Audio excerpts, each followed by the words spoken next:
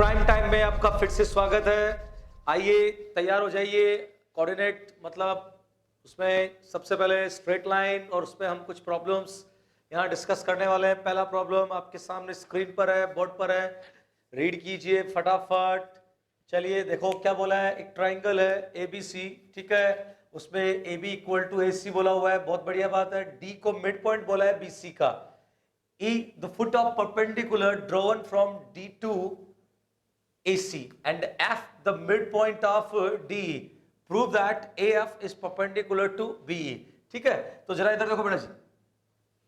अब यहां पर अगर आप गौर करके देखो तो हमें किसी के भी कोऑर्डिनेट्स गिवन नहीं है, ठीक है। बस हमसे बोला है कि AB AC के इक्वल होना चाहिए और उसके बाद में कुछ मिड पॉइंट और फुट ऑफ परपेंडिकुलर्स के बारे में बात की गई है। मतलब इस ट्रायंगल को हम स्पेस में कहीं पर भी लेकर जा सकते हैं। क्यों? क्योंकि कोई किसी का कोऑर्डिनेट वो फिक्स कर नहीं रखा, ठीक है ना बेटा। तो मतलब अपन ट्रायंगल को स्पेस में कहीं भी लेके जा सकते हैं। तो मैंने क्या किया, ट्रायंगल को कुछ इस तरीके से लिया ताकि मुझे इस क्वेश्चन को डील करना आसान हो जाए। देखो बेटा जी कैसे डील कर रहे हैं अपन इसको। मैंने एक वर्टेक्स तो ये ले लिया, ठीक है ना, ए ले लिया मान लो, ठीक है ना, और ऐसे कुछ ट्रायंगल बना लिया। इसको आप ए कह सकते हो, ठीक है ना। This is A, this is B, now this is C, ठीक है। ये हो गया अपना ट्रायंगल एबीसी। अब बोला है कि ए बी इक्वल टू ए सी है, मतलब ये वाला डिस्टेंस और ये वाला डिस्टेंस इक्वल है। बहुत बढ़िया बात है। तो चलो एक काम करते हैं, इसके कोऑर्डिनेट तो 0,0 हो ही गए, ठीक है। अब मिड पॉइंट्स इनकी बात की है तो एक काम करो, इसके कोऑर्डिनेट को लो बेटा जी 2C,0, ठीक है। क्या ले लो बेटा जी 2C,0 और इसके कोऑर्डिनेट को अपन ले लेते हैं बेटा जी 2A,2B, क्योंकि मिड पॉइंट लिखेंगे तब 2 से डिवाइड करेंगे तो थोड़ा हल्का हो जाएगा, ठीक है ना। अरे कैसे मान सकते हो ना, मानने में क्या है, ठीक। तो ये हमने कुछ पॉइंट्स ले लिए A, B और C। बोला है कि AB AC के इक्वल है। चलो सबसे पहले इसी को लिखते हैं। अब AB डिस्टेंस बताओ कितनी हो गई। ये हो गया बेटा जी root of 4A² plus 4B², जो किसके इक्वल है बेटा जी, इसके। तो यहां पर मैं सीधा सीधा 2C लिख दूं बेटा जी, ठीक है ना, मॉड लगा लो, कोई दिक्कत नहीं है। अब देखो बेटा जी आपका ये 4 तो कैंसिल हो गया, आपके पास आ गया A² plus B² equal to C²। जो एक कंडीशन मुझे पता चली है वो ये पता चली है कि इन ABC में ये रिलेशन है, ठीक है। ये तो हुई पहली बात। अब आगे बढ़ते हैं। फिर क्या बोला हमें कि भैया जो D है वो BC का मिड पॉइंट है। तो चलो ये हो गया D। तो D के कोऑर्डिनेट बता दो फटाफट मुझे। मिड पॉइंट है बेटा जी, ठीक है ना। तो ये हो गया बेटा जी आपके पास A प्लस C, देखो ना, दिस प्लस दिस बाई 2, इसलिए तो मैंने 2 साथ में लिया ताकि कैलकुलेशन इजी नजर आए, ठीक है ना। और यहां पर क्या हो गया बेटा जी B। ओके बेटा जी D लिख दिया, ये आपके पास D हो गया। उसके बाद में क्या बोला है जरा देखो, E the foot of perpendicular drawn from D to AC, ठीक है ना। ये D है, D से AC पर, ढंग से देखो बेटा, D से AC पर परपेंडिकुलर ड्रॉप किया। आप भी परपेंडिकुलर ड्रॉप कर दो, कौन सी जल्दी है अपने को, ठीक है ना। ये परपेंडिकुलर ड्रॉप किया तो ये हो गया E, ठीक है। अगर आप गौर करके देखो तो E के कोऑर्डिनेट्स भी लिखे जा सकते हैं। बताओ E के कोऑर्डिनेट्स क्या हो गए, बोलो बेटा। जो D का X वही E का X, तो बताइए बेटा जी ये तो हो गया A प्लस C। अब जरा सोच के देखो Y कोऑर्डिनेट क्या होगा, इसका Y कोऑर्डिनेट 0 हो गया बेटा जी, X एक्सिस पर है। तो ये देखो बेटा मजा आ गया, ठीक है ना। तो X तो A प्लस C और Y कितना 0, E भी आ गया। फिर क्या बोला जरा देखो, E क्लियर हो गया D to AC and F is the mid point of D। F को DE का मिड पॉइंट बोला है, ये हो गया F। चलो पूरी पिक्चर तैयार है। अब आप सोच के देखो F के कोऑर्डिनेट भी लिखे जा सकते हैं। F क्या होगा, DE का मिड पॉइंट। तो जरा मिड पॉइंट लिखो, क्या लिखोगे, दिस प्लस दिस बाई 2। तो देखो देखो ये तो हो गया A प्लस C और यहां पर क्या आ जाएगा बताओ बेटा जी B/2। तो मुझे उम्मीद है कि आपको ये सारी बात समझ आ गई होगी बेटा जी, ठीक है ना। तो ये हमने लिख दिया DEF। अब इन्होंने क्या बोला है, prove that AF is perpendicular to B। AF बेटा जी ये रहा, ये AF, ठीक है ना, is perpendicular to BE। BE देखो बेटा जी BE ये नजर आ रहा है क्या, ये BE हो गया, ठीक है ना। ये आपके पास BE हो गया। हमें प्रूव करना है कि ये एंगल कितना है 90 डिग्री, ठीक है ना। तो बेटा जी जब भी आपको परपेंडिकुलर प्रूव करने का बोले तो स्लोप्स को यूज करो। किसको यूज करो बेटा जी, स्लोप्स को। तो मैं तो आपको एक ही सलाह दूंगा कि आप क्यों ना पहले AF का स्लोप लिख लें, ठीक है ना। AF का स्लोप लिखे और फिर BE का स्लोप लिखते हैं, फिर दोनों का प्रोडक्ट देखते हैं। अगर मैं प्रोडक्ट को -1 प्रूव कर दूं तो ये बात प्रूव हो जाएगी कि AF DE के इक्वल होगा। तो चलिए आइए शुरू करते हैं इस प्रोग्राम को। AF, हाँ बेटा जी, A कहाँ है? A ये रहा, अरे वाह बेटा जी। और F का है, F वो रहा। तो स्लोप लिखना कितना आसान हो गया, बोलो कितना हो गया? B/2 times A plus C हो गया क्या बेटा जी? This minus this by this minus this. तो बताइए बेटा जी, M ऑफ AF आ गया क्या? चलो अगली बात करते हैं। देखो बेटा फटाफट देखो, M ऑफ B का स्लोप लिखते हैं बेटा जी। जरा देखो B और E को ढूंढो, फिर स्लोप लिखते हैं। देखो E तो ये रहा, A प्लस C, 0 और B का है, B ये रहा बेटा जी। आइए लिखते हैं स्लोप। तो क्या लिखोगे? Final minus sorry y2 minus y1, y2 minus y1, तो ये हो गया 2b minus 0 bye x2 minus x1 be, ठीक है ना, x2 माइनस x1। तो ये हो गया बेटा जी आपके पास a माइनस c। अब मैं चाहता हूं कि आप इन दोनों को मल्टीप्लाई कर दें। तो ये हो गया MAF MBE इक्वल टू, देखो ढंग से देखो बेटा जी, ऊपर तो आ गया आपके पास 2b स्क्वायर और नीचे हो गया 2 times a square minus c square. देखो a square minus c square कैसे हो गया? a plus B a minus B, a square minus c square. अब अगर आप गौर करके देखो, देखो बेटा गौर करके देखो, a square minus c square को आप माइनस बी स्क्वायर लिख सकते हैं। तो ये हो गया माइनस बी स्क्वायर, ये है बेटा जी बी स्क्वायर, कैंसिल हुआ और यहां आ गया -1 और ये बात प्रूव हो गई इसी के साथ कि AF और BE क्या होंगे बेटा जी? परपेंडिकुलर। अब आपको ये फील आ रहा होगा बेटा जी कि यार सर ये प्रॉब्लम तो बहुत इजी निकली, जिस हिसाब से लिखा हुआ था उस हिसाब से तो ये प्रॉब्लम इतनी टफ निकली नहीं है, तो खत्म हो गई एक स्टेप में। बेटा जी वो इसलिए हो गई क्योंकि आपने एक बहुत बढ़िया मेथड से इस प्रॉब्लम को टैकल किया। कैसे टैकल किया बढ़िया मेथड से, वो सोचो। अगर आपने एक रैंडम ट्राइंगल लिया होता, कहीं पर भी लिया होता, तो आपके लिए इस प्रॉब्लम को टैकल करना इतना आसान नहीं होता जितना आसान अभी नजर आ रहा है। ये तो मैंने क्या किया कि इस ट्राइंगल का एक वर्टेक्स ओरिजिन पे रखा और इस तरीके से मैंने कोऑर्डिनेट्स को अज्यूम किया और फिर इस पूरे क्वेश्चन को कोऑर्डिनेट में फॉर्म कर दिया। तो अपने को लग रहा है स्टेप बाय स्टेप में कोऑर्डिनेट लिखता गया, जो कंडीशंस गिवन थी उनको अप्लाई करता गया, तो बड़े आराम से ये प्रॉब्लम सॉल्व हो गई। तो बेटा जी यही खास बात होती है कोऑर्डिनेट में, आपको चीजों को ढंग से समझना पड़ेगा और उनको जितना इजी कर सकते हो उतना इजी करने की कोशिश करनी पड़ेगी, जैसा कि मैंने यहां पर किया। अदरवाइज अगर आपने ये ट्राइंगल इस तरीके से ना लिया होता और कहीं पर भी लिया होता तो ये प्रॉब्लम आपके लिए बहुत बड़ा सिरदर्द साबित हो सकती थी बेटा जी। हमने इसे बड़े आराम से टैकल कर दिया और आपको फील भी आ रहा होगा कि हाँ सर मजा आ गया, बड़े आराम से ये सॉल्व हो गया।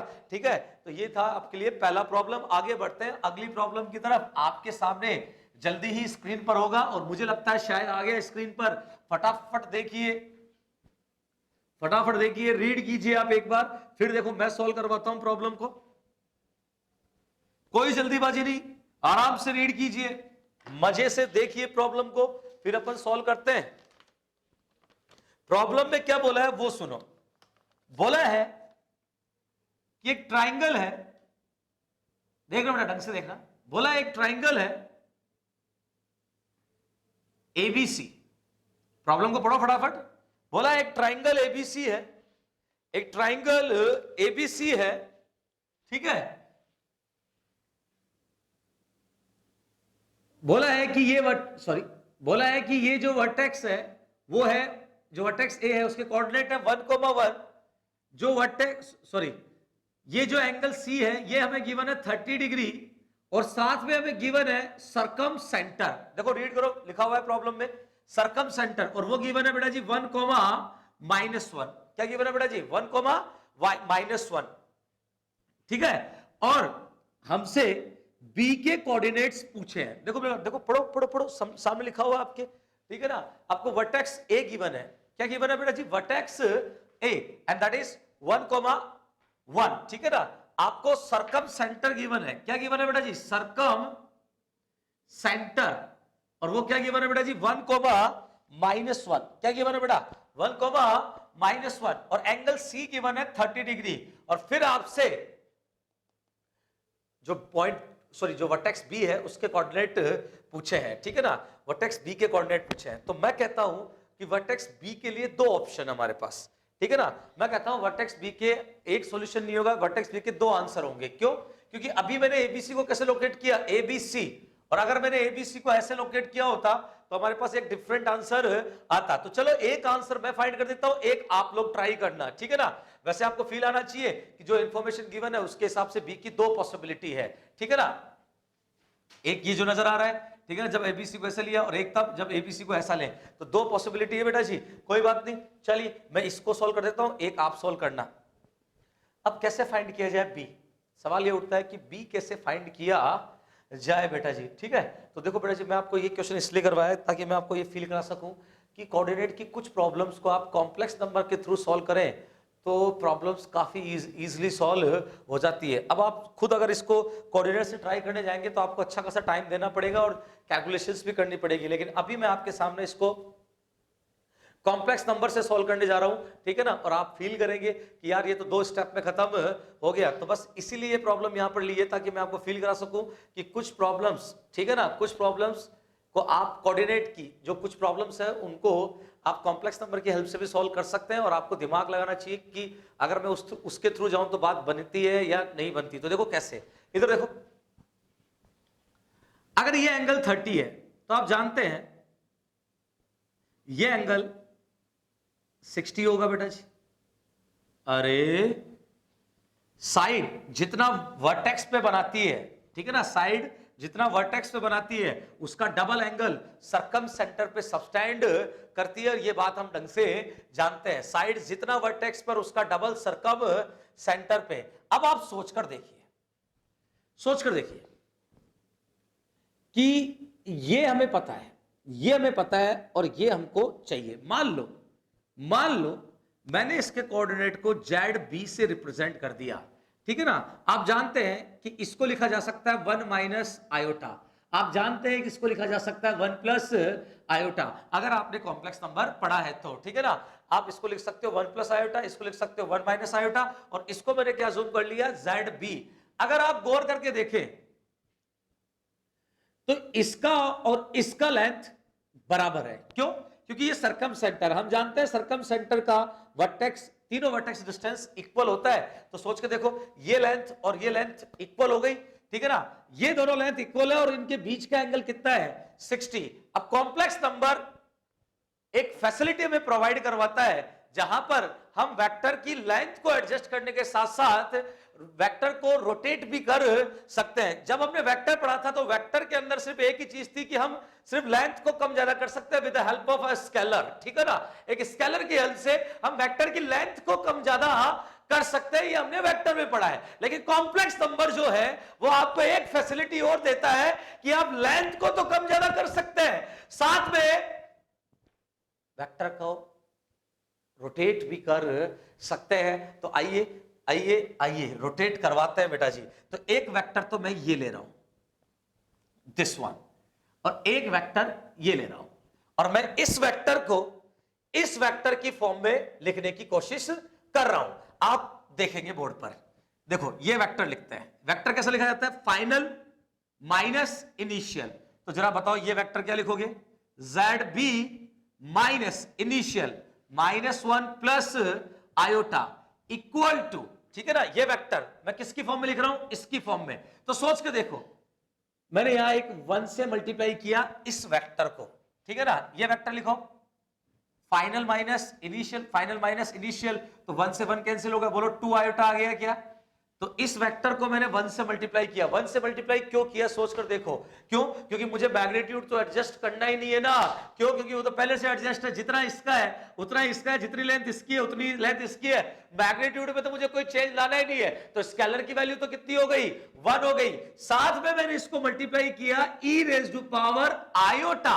जरा इधर देखो, इसको रोटेट करना है और इधर आना है, इसको रोटेट करना है और इसके ऊपर आना है। तो सोचो ये कैसे रोटेट हो रहा है, एंटी क्लॉक वाइज। तो बताइए बेटा जी, यहां पर आ जाएगा π/3, ठीक है ना। तो ये जो e⁻⁴ आयोटा थीटा होता है, ये क्या करता है, ये क्या करता है, नंबर को रोटेट करवाता है। जितना एंगल आपने यहां पर यूज किया, यहां प्लस π/3 यूज किया है, तो ये एंटी क्लॉकवाइज रोटेट करवाएगा। अगर माइनस π/3 यूज किया होता तो ये क्लॉकवाइज रोटेट करवाता। तो हमने इस वेक्टर को एक तो 1 से मल्टीप्लाई किया और एक इससे मल्टीप्लाई किया।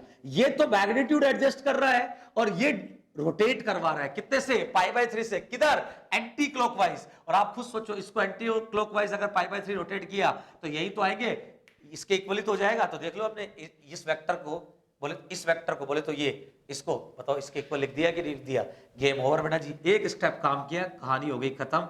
ZB इक्वल टू आ गया 1 माइनस आयोटा प्लस 2 आयोटा।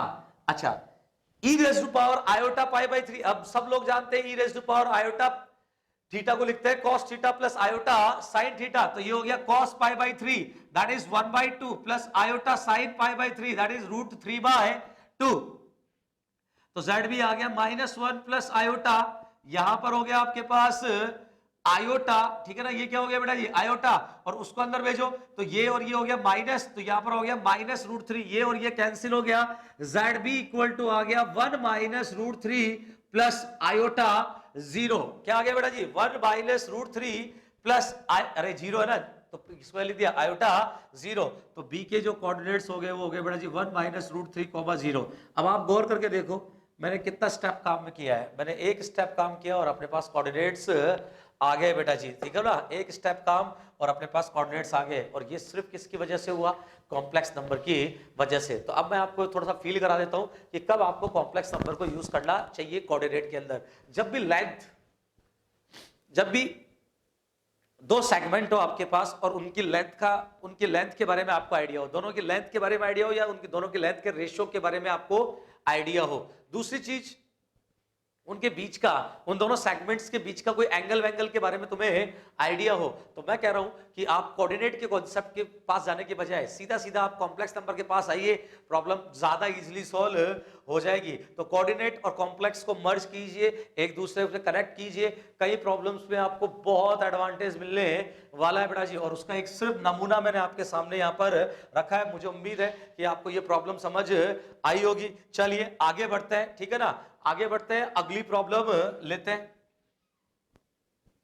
चलो स्क्रीन पे आ गया, मेरी तरफ मत देखो, स्क्रीन पे देखो, देखो फटाफट स्क्रीन पे प्रॉब्लम है, रीड करो उसको जल्दी से और आइए अपन डिस्कस करते हैं। देखो क्या प्रॉब्लम है, बहुत ही प्यारी प्रॉब्लम है। देखो क्या बोला है हमें बोला है कि एक ट्राइंगल है एबीसी, एक ट्राइंगल है एबीसी, ठीक है ना, जिसका वर्टेक्स बी और सी line 3y equal to 4x पर लाई करता है। बहुत बढ़िया बेटा जी, ठीक है ना, बी और सी किस पर लाई कर रहे हैं, सॉरी ओहो बी तो कर रहा है 3y इक्वल टू 4x पर और सी लाई कर रहा है बेटा जी y इक्वल टू 0 पर, ठीक है ना। एक एक कोऑर्डिनेट्स हमसे पूछे गए हैं, एक एक कोऑर्डिनेट्स हमसे पूछे गए हैं, अच्छी बात है।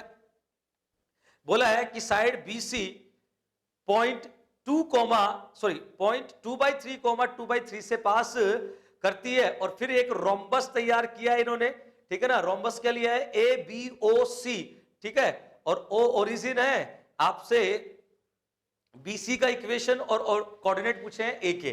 तो देखो बेटा जी, आइए इस प्रॉब्लम को स्टार्ट करते हैं, जैसा इन्होंने कहा वैसा वैसा पिक्चर बनाते हैं, ठीक है ना। देखो कोऑर्डिनेट में तो सारा खेल पिक्चर का है, पिक्चर बढ़िया बन गई तो फिर बात बन जाएगी। देखो बेटा जी, सबसे पहले एक लाइन ड्रॉ कर रहा हूं मैं, 3y equal to 4x, origin से पास होती हुई लाइन, ठीक है ना, ये कुछ इस तरीके की होगी बेटा जी। तो ये हो गई एक लाइन, ठीक है ना, ये आपका O, ओके,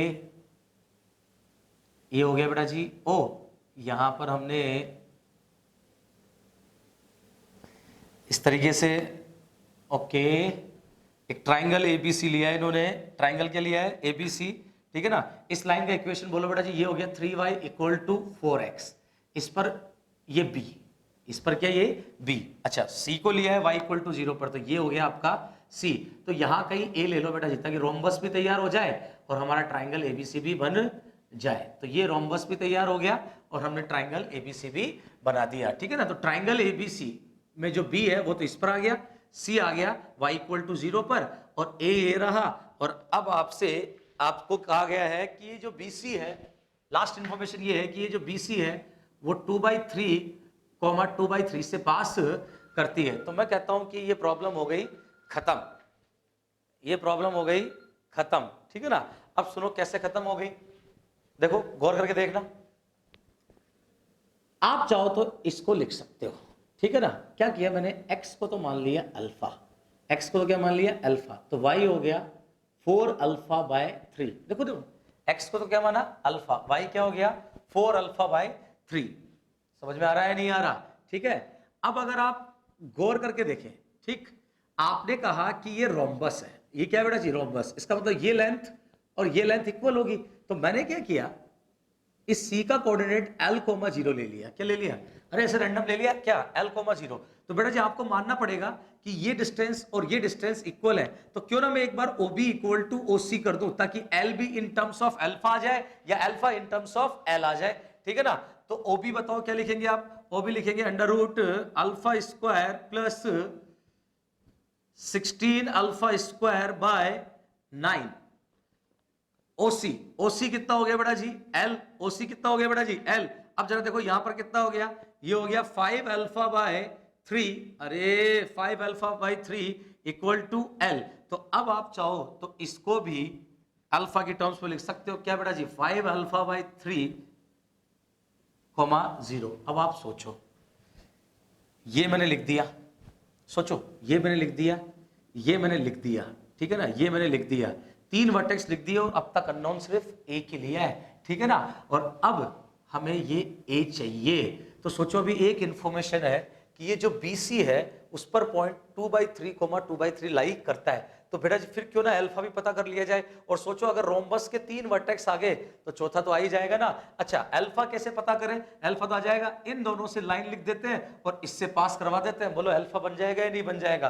तो आओ लाइन लिखते हैं, इक्वेशन ऑफ लाइन BC। देखो BC का इक्वेशन लिखते हैं बेटा जी, ठीक है ना। तो यहां पर हो गया y minus y1 equal to y2 minus y1 and that is 4 alpha by 3, y2 minus y1 by x2 minus x1 that is minus 2 alpha by 3। अरे अल्फा माइनस 5 अल्फा बाय 3 कितना हो गया बेटा जी माइनस 2 अल्फा बाय 3, और साथ में आ जाएगा बेटा जी x minus x1 that is 5 alpha by 3। तो ये पूरा पोर्शन कैंसिल, यहां सिर्फ कितना आ गया बेटा जी 2। और अब ये जो लाइन है वो किसको सेटिस्फाई करेगी, 2/3 2/3 को। तो इंतजार किस बात का है बेटा जी, सेटिस्फाई करवाइए।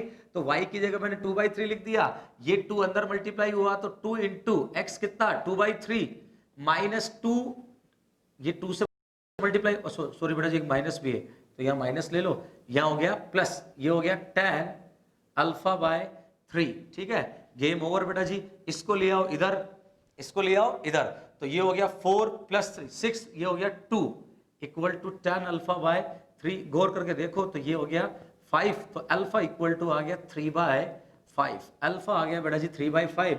अब आप सोच के देखो, अगर अल्फा आ गया तो B आ गया, C आ गया, ये पता है, कहानी खत्म, ठीक है ना। जरा बताओ अब इसके कोऑर्डिनेट्स क्या हो गए, 3/5 कोमा यहाँ आ गया 3/5, तो ये हो गया बेटा जी आपके पास 4/5, ठीक है ना। यहाँ 3/5 आ गया तो ये हो गया बेटा जी आपके पास 1,0। तो अब आप सोच के देखो A आ गया कि नहीं आया, ठीक है ना।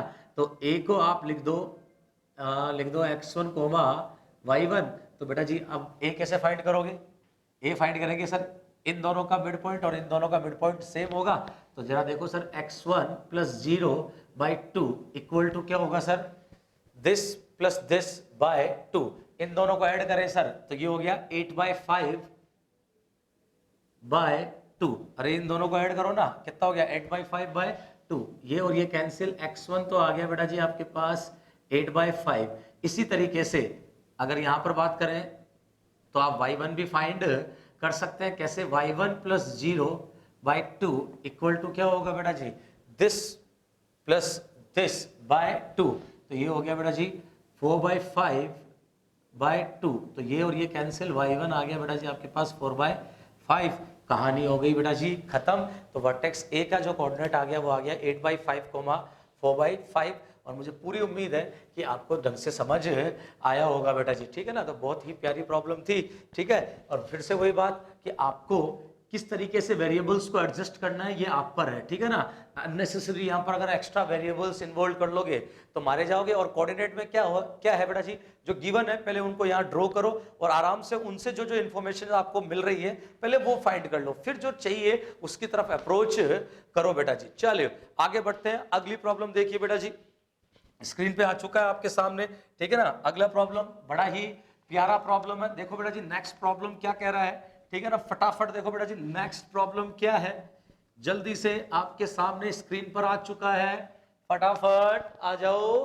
देखो बेटा जी क्या बोला है, एक रेक्टेंगल है PQRS। रेक्टेंगल क्या है बेटा जी, PQRS। ओके, बोला है has its side PQ parallel to y equal to mx। जो PQ साइड है वो y इक्वल टू mx के पैरेलल है। आ जाओ बेटा बनाना शुरू करते हैं इसको, है ना। मान लो ये है y इक्वल टू mx, ये क्या है, ओरिजिन से पास करती हुई लाइन होगी बेटा, ठीक है ना। ये है y इक्वल टू mx और PQ इसके पैरेलल है। मान लो ये PQ हो गया, ठीक है, ये इसके पैरेलल। ओके, अब देखते हैं आगे क्या बोला है। PQ and S, PQ and S on the line. देखो देखो क्या बोला है, जो PQ और S है वो किस पे लाई कर रहे हैं बेटा जी, वो लाई कर रहे हैं y equal to a, x equal to b और x equal to minus b। P Q और S, ठीक है ना। तो मान लीजिए ये तो आपका P हो गया, ये Q हो गया, PQ। अच्छा रेक्टेंगल बनाना है तो फिर ऐसे बनाना पड़ेगा बेटा, मजबूरी है अपनी, ठीक है ना। PQ, ये R और ये S। तो जो Q और S है उनके बारे में तो ये बोला कि ये जो Q है वो x इक्वल टू B पर है, x इक्वल टू B बोला है, वेरी गुड। और ये जो S है वो x equal to minus B पर है, बहुत बढ़िया बात है। और ये जो P है वो y इक्वल टू A पर है। ओके, कोई दिक्कत नहीं है। और फिर हमसे क्या पूछा है, the find the locus of vertex R। Okay बेटा जी, R का लोकस पूछा है हमसे, तो जरा आ जाओ।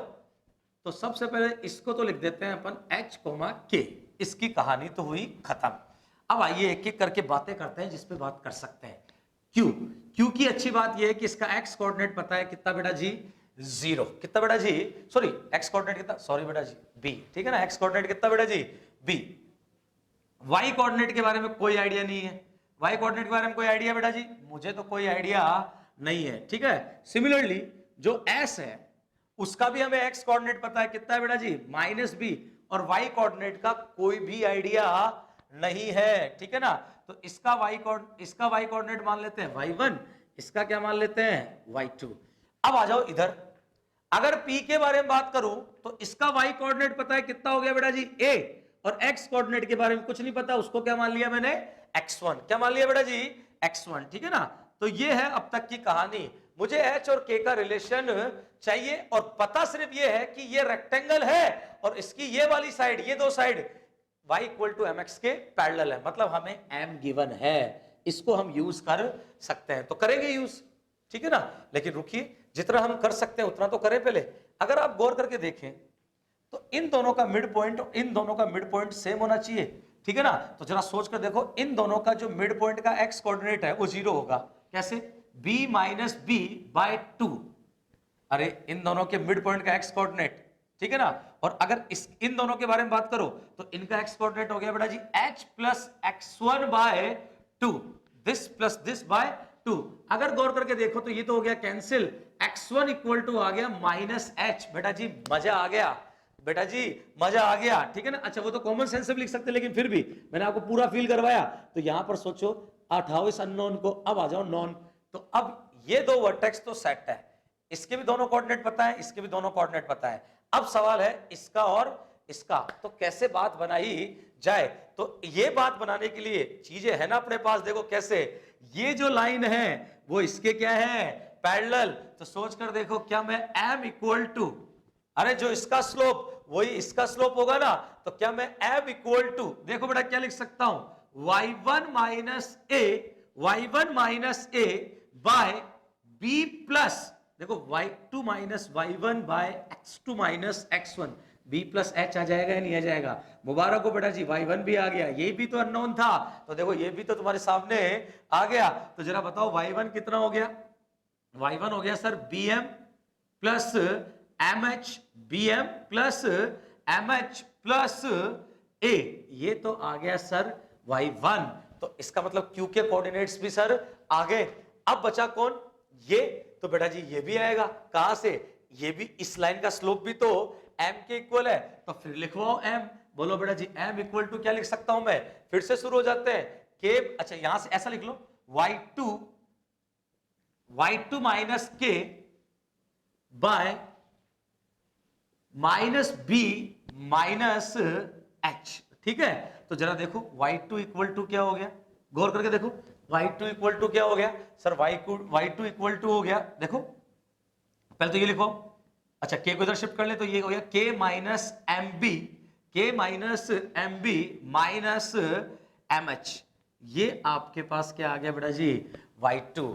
अब चारों कोऑर्डिनेट आपके पास है, और अब देखो बेटा अभी तक कोई खास काम नहीं किया अपने, छोटा मोटा काम किया है, अभी तो कोऑर्डिनेट्स को टारगेट कर रहे हैं। अब अपने पास इंफॉर्मेशन क्या बची है सोच कर देखो सर। अभी तक आपने जो यूज किया वो बता देते हैं। आपने यूज किया कि ये लाइंस, दोनों लाइंस इसके पैरेलल है, ठीक है ना? ठीक है सर। इसके अलावा आपने और मिड पॉइंट्स को यूज किया इसके और इसके। अभी भी आप एक काम कर सकते हो सर जो अभी तक आपने यूज नहीं किया, और वो ये है कि सर इन दोनों के स्लोप का प्रोडक्ट -1 होगा, या तो इन दोनों का ले लो, चाहे तो इन दोनों का ले लो सर, किसी को भी ले लो, लेकिन ये पक्की बात है कि इसके और इसके स्लोप का प्रोडक्ट -1 होना चाहिए। ये इंफॉर्मेशन अभी तक आपने कहीं पर भी यूज नहीं ली है। आपने कहीं पर भी ये नहीं बताया है कि ये लाइन और ये लाइन परपेंडिकुलर है। आपने इन दोनों को पैरेलल शो किया है, लेकिन इसको और इसको परपेंडिकुलर शो नहीं किया, मतलब अभी तक रेक्टेंगल आपने पूरी तरह से शो नहीं किया है सर। तो अगर आप इस चीज का यूज करें तो हो सकता है सर आपको बड़ा एडवांटेज मिले। तो आइए बेटा जी एडवांटेज ले लेते हैं, ठीक है ना? इसका स्लोप लिखते हैं और इसका स्लोप लिखते हैं, और दोनों का प्रोडक्ट कितना लिख देते हैं बेटा जी? -1। तो फिर एक काम करते हैं, इसको मिटाते हैं, जगह तो बनाए बेटा जी, कहां लिखेंगे स्लोप? तो आओ बेटा जी इसका स्लोप लिखो, जल्दी से लिखो। क्या लिखोगे? y2 माइनस ए बाय, देखो बेटा जी क्या लिखा? y2 minus A by minus B plus H multiply by, इसका स्लोप बोलो क्या लिखोगे? y1 minus A by B plus H equal to, सोचो ना बेटा जी, इक्वल टू कितना बेटा जी? -1। इक्वल टू क्या बेटा जी? -1। अब अगर आप गौर करके देखें तो शायद कुछ बातें हैं जो बनती हुई नजर आ रही है बेटा जी, ठीक है ना? तो बनती हुई नजर आ रही है, तो फिर एक काम करते हैं, काम में ले लेते हैं इन बातों को। अब यहां सोचो y1 भी पता है आपको और y2 भी पता है, तो क्यों ना मामला खत्म किया जाए। तो जरा बताओ y2 तो कितना है? k minus M B minus M H minus A. Okay, एक काम करो ना, इन दोनों का प्रोडक्ट तो डायरेक्ट लिख देंगे अपन, तो इनको तो उधर ले चलो, ठीक है? यहां बताओ ये कितना हो गया? y1 माइनस ए को आप लिख सकते हो, अच्छा इसको आप लिख सकते हो बेटा जी, देखो ये हो गया bm प्लस mh। अच्छा ये तो सीधा m भी लिख सकते थे अपन इसको, ठीक है ना? अरे बेटा इसको एक काम करते हैं ना, इसको सीधा m भी लिख देते हैं ना, इतना माथा पच्ची भी क्यों करें, क्योंकि ये तो m के इक्वल ही तो आएगा और m हमें गिवन है। तो एक काम करो ना, और भी इजी हो जाएगा। ये तो ऊपर वाला तुमने लिख दिया, यहां पर लिख दो -b plus H into M equal to -1, ठीक है ना? अब हो गई कहानी खत्म। ये हो गया देखो बेटा जी कितना, m के minus M square B minus M square H minus A M equal to B minus H, cross multiply कर दिया, equal to B minus H. अब आप देखो यहाँ कोई अननोन नहीं है, ए आपको गिवन है, बी आपको गिवन है, एम आपको गिवन है, ना कोई अननोन ना कोई पैरामीटर। तो देखो लोकस आ गया। इसको थोड़ा सिंप्लीफाई कर लेते हैं बस। अगर इसको सिंप्लीफाई करें तो देखो बेटा जी पहले तो x का टर्म एक जगह कर लो, ठीक है ना? एक काम करो उधर ले चलो उठा के, ठीक है ना? तो देखो इन दोनों से तो h कॉमन आ गया, तो यहाँ हो गया यहाँ हो गया M square -1 into H, M square -1 into H, ठीक है? इसको उधर लेके गए तो ये हो गया -mk, ठीक है ना? और इन बचे हुए चीजों को भी उधर ले चलो, तो वहां पर देखो, सॉरी इधर आ जाएगा बेटा जी आपके पास b कॉमन ले लो, अच्छा ये आ गया 1 plus M square into B plus A M equal to 0।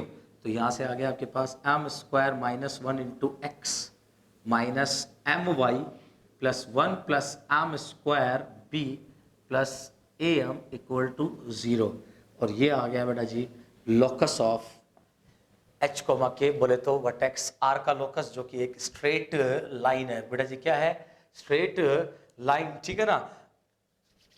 और ओरिजिन से पास करती हुई नजर नहीं आ रही है, बाकी आप देख लेना, ठीक है ना। तो ये हो गया आपके पास एक और बेहतरीन प्रॉब्लम। आगे बढ़ते हैं। देखो बेटा जी इसमें मतलब थोड़ा सा काम करना था अपने को, दिमाग लगाना था, कोऑर्डिनेट को एडजस्ट करना था, हमने करके दिखाया, ठीक है। चलिए आगे बढ़ते हैं। अगला प्रॉब्लम देखो आपके सामने स्क्रीन पर आ चुका है। देखो क्या बोला है, देखो क्या बोला है कि P, देखो देखो देखो पढ़ो पढ़ो पढ़ो, आ गया स्क्रीन पर, ठीक है ना। हाँ बेटा आओ अगली प्रॉब्लम लेते हैं। अगली प्रॉब्लम में क्या बोला है बेटा, देखो पढ़ो क्या बोला है कि एक लाइन है x minus A equal to 0, उस पर एक पॉइंट P लिया है, ठीक है ना अपन ने। तो चलो अपन साथ के साथ इसकी पिक्चर बनाते जाते हैं। तो ये हो गई अपने पास line x minus A equal to 0, इस पर एक पॉइंट P लिया है, मान लीजिए ये हो गया P आपके लिए, ठीक है ना। उसके बाद में इन्होंने बोला है कि a एक पॉइंट है जो a, 0 है, ठीक है। तो ये हो गया आपके पास a 0, ठीक है ना बेटा। चलो आगे बढ़ते हैं। आगे क्या बोला देखो फटाफट देखो। आगे बोला है बेटा जी हमें OPA जो एंगल है, OPA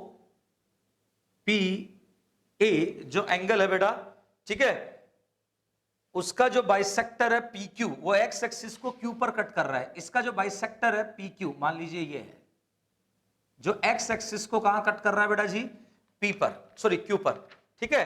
अब बोला है prove that the locus of foot of perpendicular from Q to OP, ठीक है ना।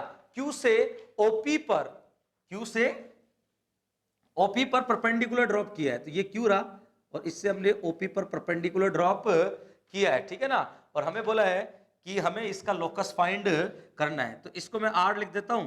तो इस पॉइंट को हम क्या मानेंगे बेटा जी, H, K, ठीक है ना। जिसका हमें लोकस फाइंड करना होता है उसको क्या मानते हैं बेटा जी अपन, H, K। तो अब सुनो बात को ढंग से और समझना इसको, बहुत सिंपल हो गया। अब देखो बेटा कैसे, हमें इस पॉइंट का लोकस चाहिए था, मैंने H, K मान लिया। अब अगर प्रोग्राम की शुरुआत करें तो ये तो हो गया बेटा जी अपने पास A, y1 का पता नहीं मुझे, y कोऑर्डिनेट पता नहीं, x कोऑर्डिनेट तो a हो गया। साथ में ये भी क्लियर हो गया कि सर अगर ये एंगल थीटा है तो ये एंगल भी थीटा होगा, क्योंकि ये क्या ड्रॉ किया है अपन ने, एंगल बाइसेक्टर, ठीक है ना। अब अगर आप थोड़ा सा यहां पर गेम को शुरू करें तो ये ओरिजिन से पास होती हुई लाइन है। अगर ये ओरिजिन से पास होती हुई लाइन है तो इसको मैं लिख सकता हूं y इक्वल टू mx। ये लाइन क्या होगी बेटा जी, y इक्वल टू mx। दूसरी इंटरेस्टिंग बात ये है कि ये लाइन H, K से पास कर रही है, तो H, K इस लाइन को सेटिस्फाई करेगा। तो यहां से आ गया K इक्वल टू MH। अब आप सोच कर देखिए कि यहां पर सिर्फ हमारे लिए अननोन की तरह कौन हो गया बेटा जी, M।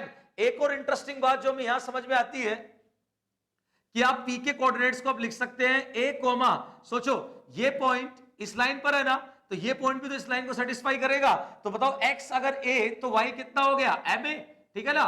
तो आपके पास ये P फिर से आ गया। एक ये चीज पता चल गई आपको, एक P के बारे में पता चल गया।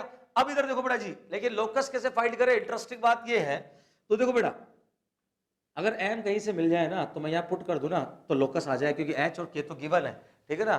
M ही तो अननोन है। अब देखो कैसे हम M को खत्म करेंगे। इधर देखो बेटा, अगर तुम गौर करके देखो तो ये एंगल 90 है, तो ये एंगल भी 90 है, ये थीटा है तो ये भी थीटा है। और ढंग से देखो ये हो गई कॉमन साइड। इन दोनों ट्राइंगल को ढंग से देखो, ये 90, ये 90, ये थीटा, ये थीटा, और ये हो गई कॉमन साइड। तो बताओ बेटा जी ये ट्राइंगल एक जैसे हो गए क्या, मतलब कॉन्ग्रुएंट हो गए। और इसका मतलब ये हुआ कि फिर तो ये और ये डिस्टेंस बराबर होगी। अच्छा मैं इस डिस्टेंस के पीछे क्यों पड़ा हूं, क्योंकि इस डिस्टेंस में H और K है और A और MA है, ठीक है ना। और इधर जब मैं डिस्टेंस लिखूंगा तो सीधा सीधा MA के इक्वल हो जाएगी ना।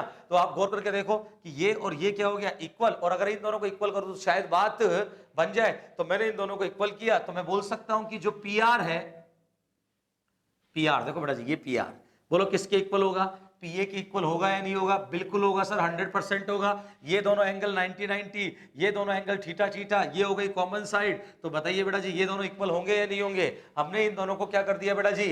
इक्वल। अब बताओ पी आर का वैल्यू बताओ फटाफट। पी आर हो गया पी और आर के बीच का डिस्टेंस, जिसको लिख सकते हैं under root of h minus A whole square plus K minus M A whole square. बात समझ में आ रही है बेटा? देखो ढंग से, ठीक है ना। और पीए के बारे में अगर बात करें तो पीए ये हो गया जो किसके इक्वल होगा? मॉड ऑफ एमए के इक्वल, ठीक है ना। अब कर दी मैंने दोनों तरफ क्या बेटा जी? स्क्वायरिंग। अगर मैं स्क्वायरिंग कर दूं तो यहां आ गया h minus A whole square. यहां तो कोई दिक्कत वाली चीज है ही नहीं, ठीक है ना। यहां पर देखो ढंग से, यहां पर के दिक्कत नहीं कर रहा, दिक्कत कर रहा है एम। एम को तो गायब करना है, तो बताओ एम की वैल्यू यहां से उठाकर वहां पुट कर दूं। बोलो एम की वैल्यू क्या हो गई? के बाय एच। मैंने के बाय एच यहां पुट कर दिया, साथ में आ गया A whole square equal to M square A square. अब अगर तुम गौर करके देखो, अगर तुम गौर करके देखो तो ये तो हो गया H minus A whole square, ठीक है ना। यहां से एक के बाहर आ गया, एलसीएम ले लिया अपन ने, अंदर एच, तो के को बाहर लिया तो यहां तो आ गया बेटा जी क्या अपने पास? के स्क्वायर, ठीक है ना। और यहां पर आ गया आपके पास, ढंग से देखो, नीचे तो हो गया एच स्क्वायर और यहां पर आ गया H minus A whole square equal to M square A square, ठीक है ना। इसमें कोई तकलीफ नहीं होनी चाहिए आपको। अब अगर आप गौर करके देखें तो न्यूमरेटर से कुछ कॉमन आ रहा है, तो जो कॉमन आ रहा है उसको आपने कॉमन लिया यहां पर। अच्छा बेटा क्या कर रहे हो? अगर एफ को गायब किया तो यहां भी तो एफ को गायब करो। तो जरा देखो यहां पर क्या लिखोगे बेटा जी? के स्क्वायर बाय एच स्क्वायर। तो यहां भी क्या लिख दो बेटा जी? के स्क्वायर बाय एच स्क्वायर। अरे वाह बेटा मजा आ गया। एक एच स्क्वायर से और मल्टीप्लाई करो ना, तो इसको तो मैंने कॉमन ले लिया और एच स्क्वायर से मल्टीप्लाई किया तो यह आ गया एच स्क्वायर प्लस के स्क्वायर। ये एच स्क्वायर सब कैंसिल हो गए नीचे वाले और यहां पर आ गया अपने पास के स्क्वायर ए स्क्वायर। अब अगर आप ढंग से देखें तो मैं इसको ऐसा लिख सकता हूं, X minus A whole square X square plus Y square equal to A square Y square. और जहां तक मुझे लगता है हमें यही प्रूव करना था। जरा देखो लोकस आ गया कि दिया है? बिल्कुल आ गया सर। यहां पर ए गिवन था और एच के कभी अननोन होते ही नहीं है। तो देखो बेटा जी हमारे पास बात बनी है नहीं बनी? बिल्कुल यही फाइंड करना, यही प्रूव करना था बेटा जी। x minus A whole square X square plus Y square equal to A square Y square. बहुत अच्छी प्रॉब्लम थी लोकस को लेकर, ठीक है ना। तो चलिए आइए आगे बढ़ते हैं, अगली प्रॉब्लम देखते हैं बेटा जी। देखो आगे स्क्रीन पर आ गई आपके पास, फटाफट देखो स्क्रीन पर है, देखो स्क्रीन पर है बेटा जी तुम्हारे सामने, फटाफट देखिए फिर अपन सॉल्व करते हैं। क्या बोला है वो देखो बेटा जी। बोला है find the value of A such that portion of line y plus A X equal to 1, ठीक है ना। ये कोई लाइन, इस लाइन का इंटरसेप्ट बना है किसके बीच में? इन दो लाइंस के बीच में। देखो लाइंस क्या है? x plus A Y minus 1 equal to 0 और दूसरा लाइन है बेटा जी A X minus Y equal to 0। इन दोनों लाइन के बीच में जैसे ऐसा रहा होगा, ये दोनों लाइंस मान लो ऐसा कुछ रही होगी और ये लाइन आकर ऐसा कोई पोर्शन बना दिया होगा, ठीक है ना। ये कोई इंटरसेप्ट इन्होंने इस लाइन ने इन दोनों लाइन के बीच में बनाया होगा और ये इंटरसेप्ट क्या कर रहा है? ओरिजिन पर, ठीक है ना, 0,0 पर 90 डिग्री सबस्टैंड कर रहा है। ऐसी कोई पिक्चर है इनके अकॉर्डिंग, ठीक है ना। और अब हमें ए फाइंड करना है। तो जरा सोचो बेटा जी, थोड़ा सा याद करो पुरानी चीजों को कि यार सर कोई लाइन कई इंटरसेप्ट बनाया और वो इंटरसेप्ट ओरिजिन पर 90 बनाए, वो इंटरसेप्ट ओरिजिन पर 90 बनाए। सोच कर देखो, सोच कि लाइन कहीं इंटरसेप्ट बना है और वो इंटरसेप्ट ओरिजिन पर 90 बना है। तो सर जब ओरिजिन पर एंगल बनाने की बात होती है ना, तो हमें होमोजिनेशन का कॉन्सेप्ट याद आता है कि सर देखो होमोजिनेशन में क्या होता था? एक सेकंड डिग्री कर्व हुआ करता था। सेकंड डिग्री कर्व पर कोई लाइन एक इंटरसेप्ट बनाती थी जिसको हम ए और बी से रिप्रेजेंट कर रहे हैं, ठीक है ना। इस ए बी से रिप्रेजेंट कर रहे हैं इस इंटरसेप्ट को। और फिर सर ये इंटरसेप्ट ओरिजिन पर अगर एंगल सबस्टेंड कर रहा होता था, मान लो थीटा सबस्टेंड कर रहा है, अभी 90 कर रहा है सर, मान लो थीटा सबस्टेंड कर रहा होता था, तो हम होमोजिनेशन लगाकर तुरंत OA और OB का कंबाइंड इक्वेशन फाइंड कर लेते थे। होमोजिनेशन का फायदा क्या है बेटा जी? होमोजिनेशन का यही तो फायदा है कि होमोजिनेशन से फटाक से OA और OB का, इस OA और OB का कंबाइंड इक्वेशन आ जाता है खटाक से, ठीक है ना। और OA और OB का कंबाइंड इक्वेशन आ गया तो फिर बेटा जी हमारे पास एक एंगल का फॉर्मूला है जिसकी हेल्प से हम इस थीटा को मैनेज करते थे। तो सर क्यों ना यही कॉन्सेप्ट यहां पर भी लगाया जाए। तो बेटा जी मैं कहता हूं कि यहां भी होमोजेनेशन का कॉन्सेप्ट तो बनाया जा सकता है। देखो कैसे, अगर मैं इन दोनों को कंबाइंडली लिख दूं तो मेरे पास एक सेकंड डिग्री कर्व आएगा। होमोजेनेशन भी क्या मांगता है आपसे, सेकंड डिग्री कर्व, ठीक है ना। अगर इन दोनों को मैं मल्टीप्लाई करूं तो मुझे एक सेकंड डिग्री इक्वेशन नजर आएगी, और अगर एक सेकंड डिग्री इक्वेशन नजर आएगी और अगर उस पर होमोजेनेशन लगा दूं इस लाइन के थ्रू, इस लाइन के थ्रू, गिरा बेटा जी, ठीक है ना, इस लाइन के थ्रू क्या लगा दूं, होमोजेनेशन, तो सोच कर देखो आपके पास OA और OB का कंबाइंड इक्वेशन आएगा और उनके बीच का एंगल आपको कितना गिवन है, 90, जिसे आप सिर्फ x स्क्वायर और y स्क्वायर के कोफिशिएंट की हेल्प से 90 बना सकते हैं। तो मैं क्या कह रहा हूं कि पहले इसको कंबाइंड करते हैं और फिर इस लाइन के थ्रू होमोजेनेशन लगाते हैं। तो आइए पहले तो इसको कंबाइंड करते हैं बेटा जी। अगर कंबाइंड करने चले तो जरा देखो बेटा जी, कंबाइंड कैसे करते हैं, सारा मटेरियल एक तरफ लेकर दोनों लाइंस को क्या कर देते हैं, मल्टीप्लाई, ठीक है ना। अब आओ मल्टीप्लाई तो करना ही पड़ेगा। ये हो गया ax स्क्वायर, देखो ax square minus X Y, फिर देखो बेटा जी ये क्या हो गया, a square X Y minus a Y square minus ax plus Y equal to 0, ठीक है ना। ये हमने कर दिया इसको कंबाइंड, लेकिन इसको थोड़ा सा और तमीज से लिखते हैं। तो ये तो हो गया बेटा देखो ax स्क्वायर, फिर इन दोनों में से अगर मैं एक्स वाई कॉमन ले लूं तो यहां नजर आता है a square minus 1 X Y, ठीक है ना। फिर यहां पर नजर आता है माइनस ए वाई स्क्वायर, फिर minus A X plus Y equal to 0। तो ये आ गया मेरे पास सेकंड डिग्री इक्वेशन, ठीक है ना। और अगर मैं इस सेकंड डिग्री इक्वेशन को इस लाइन के थ्रू होमोजेनेशन लगा दूं तो फिर बेटा जी हमारे पास वो OA और OB का कंबाइंड इक्वेशन आ जाएगा। तो इस लाइन के थ्रू इस पर होमोजेनेशन लगाओ, आपके पास OA और OB का कंबाइंड इक्वेशन आएगा, और आपको ऑलरेडी पता है कि उन दोनों के बीच में एंगल कितना है, 90। तो चलिए आइए इस पर लगाते हैं होमोजेनेशन, ठीक है ना। अब अगर हम होमोजेनेशन का कॉन्सेप्ट लगाएं, ठीक है ना, तो सोच कर देखो वो क्या कहता है कि जो सेकंड डिग्री वाली टर्म्स है उसको तो मैं छेड़ता ही नहीं हूं, तो जो छेड़ने वाली चीजें उनको छेड़ते हैं बेटा जी। ये नहीं छिड़ेगा, ये भी नहीं छेड़ना इसको भी, ठीक है ना। ये हो गया a square minus 1 X Y, ठीक है ना। ये हो गया minus A Y square plus ये, अच्छा ये दोनों मतलब 1 डिग्री है तो सीधा सीधा इसी के साथ होमोजेनेशन लगा दे, तो दोनों पर एक साथ लगा दो। ये हो गया y माइनस ए एक्स, इसको तो क्या लिख दिया मैंने, y माइनस ए एक्स। और यहां से देखो बेटा जी क्या लिख सकते हैं अपन इसके साथ मल्टीप्लिकेशन में, इसके साथ मल्टीप्लिकेशन में लिख सकते हैं अपन बेटा जी y plus A X equal to 0, ठीक है ना। ये हमने लगा दिया यहां पर होमोजेनेशन का कॉन्सेप्ट, ठीक है ना। और अब देखो बेटा जी गौर करके, मजा आ गया, मजा क्या आ गया, ये तो हो गया बेटा जी A X square plus A square minus 1 X Y minus A Y square. अगर गौर करके देखो तो ये हो गया बेटा जी Y square minus A square X square equal to 0।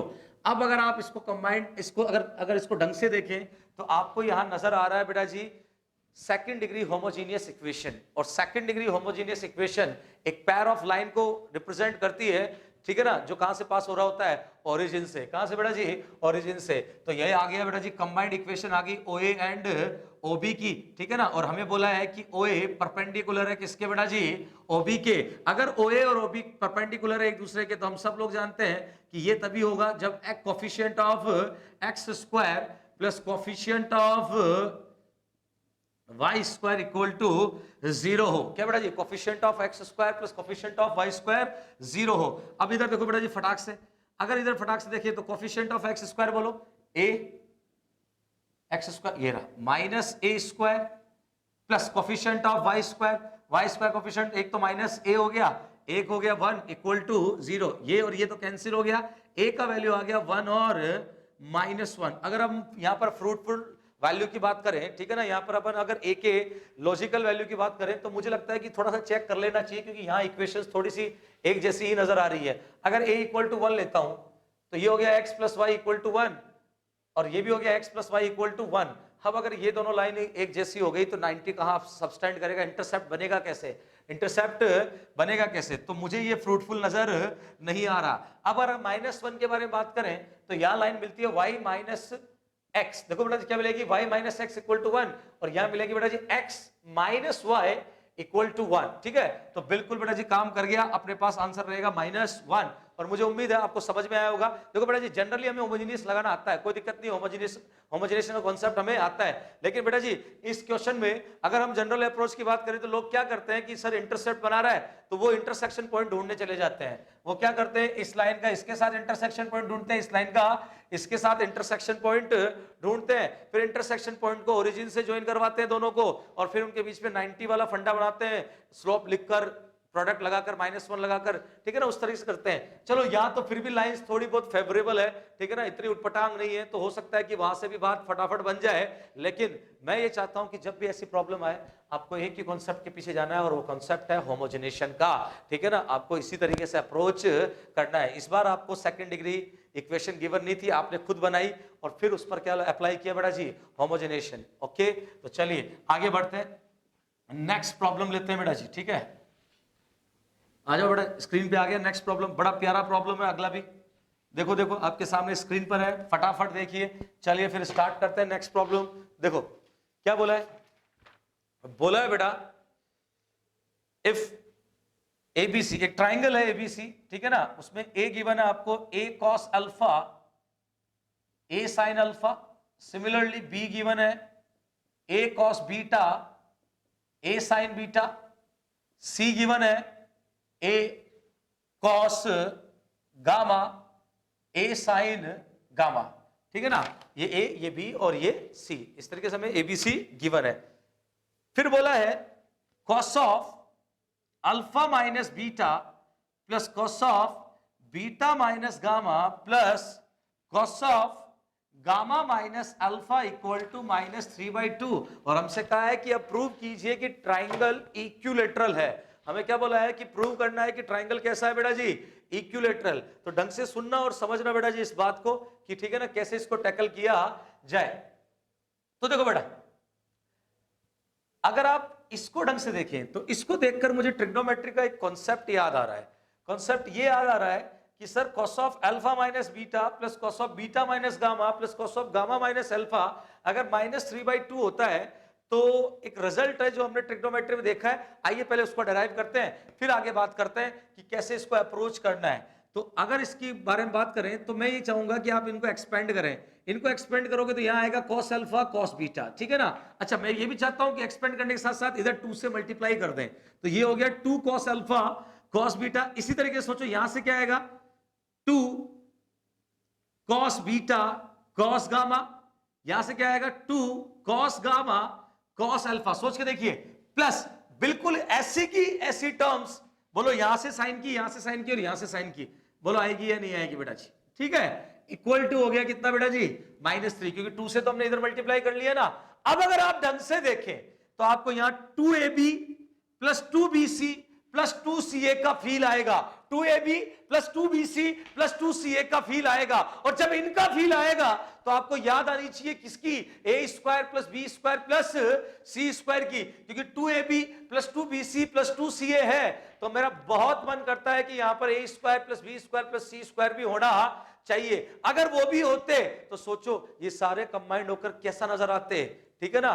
तो बेटा जी अगर ये लोग हैं यहां पर तो वो भी होगा, ठीक है ना। और वो कैसे होगा सोचकर देखो, अगर मैं इस 3 को इधर शिफ्ट कर लूं, इधर शिफ्ट कर लूं तो यहां 0 हो गया, और उसको 1 + 1 + 1 लिख दूं, ठीक है ना। 3 को क्या लिख दूं, 1 + 1 + 1। और सोचकर देखो, इस 1 को अगर मैं लिख दूं cos square alpha plus sine square alpha, तो देखो ये a² हो गया क्या। और इसी तरीके से बोलो इसको क्या लिख सकते हैं अपन, cos square beta plus sine square beta, ठीक है ना। और इसको क्या लिख सकते हैं, cos square gamma plus sine square gamma. तो सोच के देखो बेटा जी, cos square alpha cos square beta cos square gamma, 2 cos alpha cos beta 2 cos beta cos gamma 2 cos gamma cos alpha.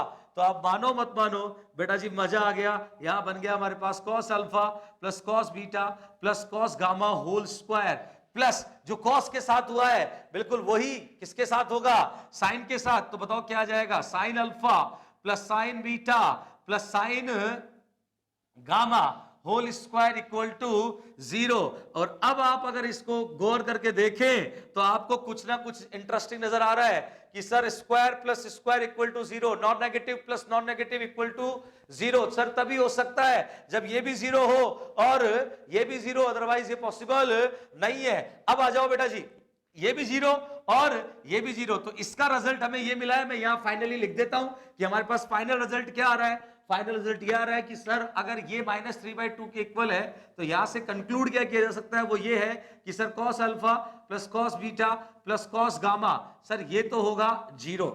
Similarly sir sin alpha plus sin beta plus sin gamma, sir ये भी क्या होगा 0। और अब आइए sir, अगर ये दोनों 0 हो रहे हैं तो सर फिर हमें एक जोरदार बात नजर आ रही है, हमें ट्राइंगल को इक्विलेटरल प्रूव करना है सर। तो आज तक हम इक्विलेटरल प्रूव करते आ रहे हैं साइड्स को इक्वल करके या फिर एंगल्स को इक्वल करके। आज हम इक्विलेटरल अलग स्टाइल में प्रूव करेंगे। देखो सर, अगर इन तीनों का सम 0 है और इन तीनों का सम 0 है तो इस ट्राइंगल, जो आपका ट्राइंगल है उसका सेंट्रोइड 0,0 होगा सर। ट्राइंगल का सेंट्रोइड क्या होगा 0,0। अरे खुद देखो ना, सेंट्रोइड कैसे लिखते हैं, तीनों का सम डिवाइड बाय 3। अब इन तीनों का ऐड करोगे तो a कॉमन आएगा और फिर यही तो बचेगा जो कितना है 0। तो सोच के देखो, x कोऑर्डिनेट 0 और y कोऑर्डिनेट भी 0। ट्राइंगल का जो सेंट्रोइड है वो क्या आ गया 0,0। सेंट्रोइड हो गया 0,0। मैं कहता हूं सरकम सेंटर भी क्या है 0,0। अब आप कहेंगे सर कैसे, बोलो सरकम सेंटर की डेफिनेशन क्या होती है, वो ऐसा पॉइंट, ठीक है ना, प्लेन के अंदर ऐसा पॉइंट जो तीनों वर्टेक्स से इक्वल डिस्टेंस पे हो। तो गौर करके देखो, इसकी ओरिजिन से डिस्टेंस a है, इसकी भी ओरिजिन से डिस्टेंस a है, लगाओ distance formula, origin distance a है, इसकी भी ओरिजिन से डिस्टेंस कितनी है बेटा जी a। ये तीनों ओरिजिन से इक्वल डिस्टेंस पर है। इसका मतलब क्या हुआ, ओरिजिन ही वो है जो तीनों वर्टेक्स से इक्वल डिस्टेंस पर है। इसका मतलब ओरिजिन ही क्या बनेगा, सरकम सेंटर। अब आप सोच कर देखिए, अगर एक ट्राइंगल के अंदर सेंट्रोइड और सरकम सेंटर कोइंसाइड कर जाए, एक ट्राइंगल के अंदर सेंट्रोइड और सरकम सेंटर एक ही जगह पर आ जाए, तो बेटा जी ये तभी हो सकता है जब ट्राइंगल इक्विलेटरल हो, वरना ये नहीं हो सकता। इसका मतलब ये बात प्रूव हो चुकी है कि ये ट्राइंगल 101% कैसा होगा, इक्विलेटरल, क्योंकि सिर्फ इक्विलेटरल में ही ये कांड हो सकता है कि सेंट्रोइड और सरकम सेंटर एक ही जगह पे हो। साथ में एक और बात समझ में आती है कि अगर हमसे इस ट्राइंगल का ऑर्थो पूछा होता, बोले तो ऑर्थो सेंटर पूछा होता बेटा, तो 101% वो भी क्या होता 0,0। अगर इसका इन सेंटर पूछा होता तो वो भी 101% 0,0 ही होता, ठीक है ना। तो बेटा जी आप आज के बाद दिमाग में ये बात फिट कर लीजिए कि अगर हमें ट्राइंगल को इक्विलेटरल प्रूव करना है तो एक फंडा ये भी हो सकता है, ठीक है। Thank you, good night. मुझे उम्मीद है आपको समझ में आया होगा, ठीक है, गुड नाइट।